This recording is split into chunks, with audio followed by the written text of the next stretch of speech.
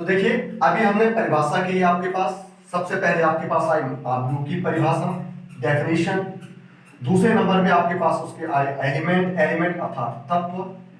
ठीक, तो तत्वों की हमने बात करी, एक बार फिर मैं आपको बता देता हूं कि तत्वों की अगर हम आव्यूह को क्या करते हैं इस प्रकार से, ये आपके पास आव्यूह की क्या होगी, रो होगी। ये आपके पास रो होगी, इस टाइप से आपके पास ये कॉलम चलता है, और जहां पर ये प्रतिच्छेद करते हैं, रो और कॉलम प्रतिच्छेद करते हैं, तो ये आपके पास क्या होंगे, इसके तत्व होंगे।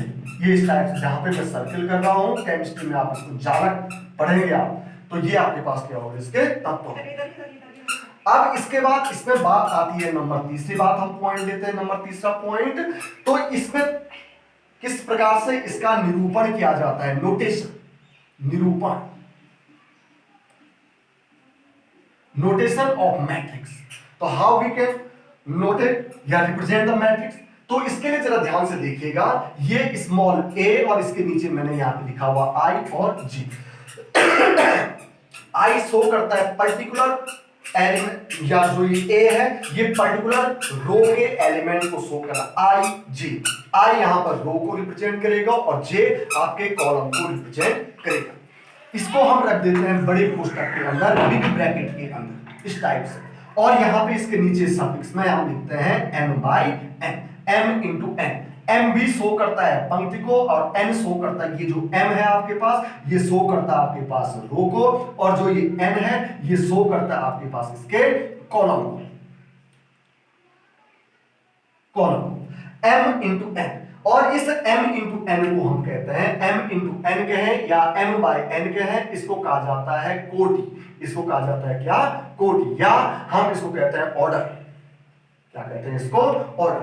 m का मतलब हुआ पंक्तियों की संख्या इन दैट मैट्रिक्स, और n मतलब number of column in that matrix.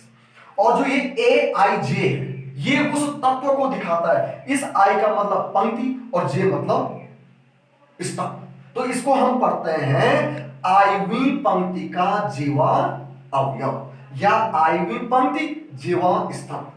अब मैं इसी के नोटेशन में आपके पास एक मैट्रिक्स ले रहा हूं, तो वो मैट्रिक्स से आपके पास जरा देखिएगा, यहां पे सपोज दैट इस टाइप से मैंने लिखा है यहां पे A11, इसके सफिक्स में 1 1, A12, A13, इस टाइप से लिखा A21, A22, A23। अभी मैं इसका मीनिंग आपको बताऊंगा कि हमने किस प्रकार से इसको लिया। देखिए बेटा यहां पे है aij, aij का मतलब यहां पे देखो, मैं अगर इसकी बात करूंगा तो A11 पहला वाला 1 पंक्ति, दूसरा वाला 1 स्तंभ।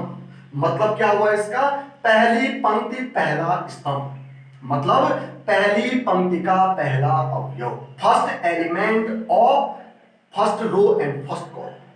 या देखिए दूसरे पे चले हम, A12, 12 का मतलब हुआ पहली पंक्ति का दूसरा स्तंभ, पहली पंक्ति का दूसरा स्तंभ A। तो अगर इसको हम पढ़ें, एलिमेंट ऑफ फर्स्ट रो आपके पास हो गया and second column.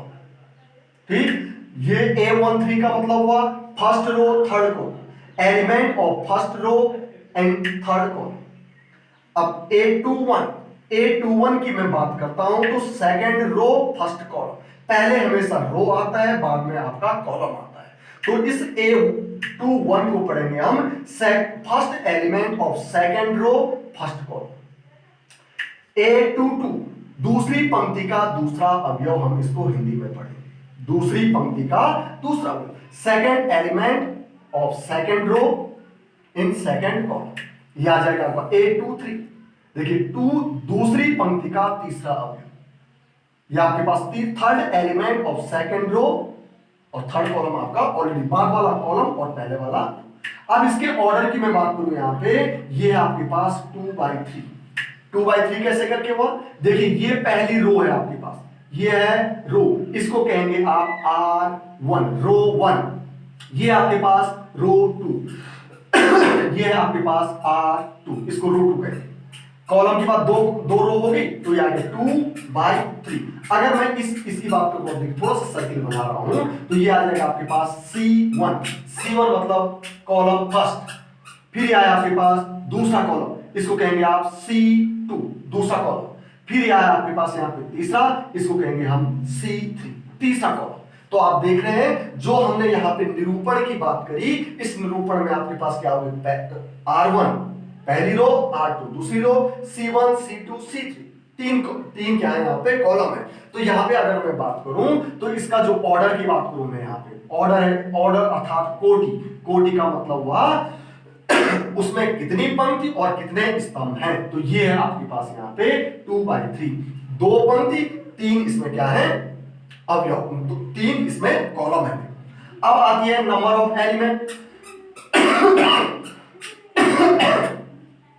Number of element की बात करते हैं, नंबर अगला टॉपिक, कि इस आव्यूह में जो ये मैट्रिक्स आपके पास है, how many element in this matrix.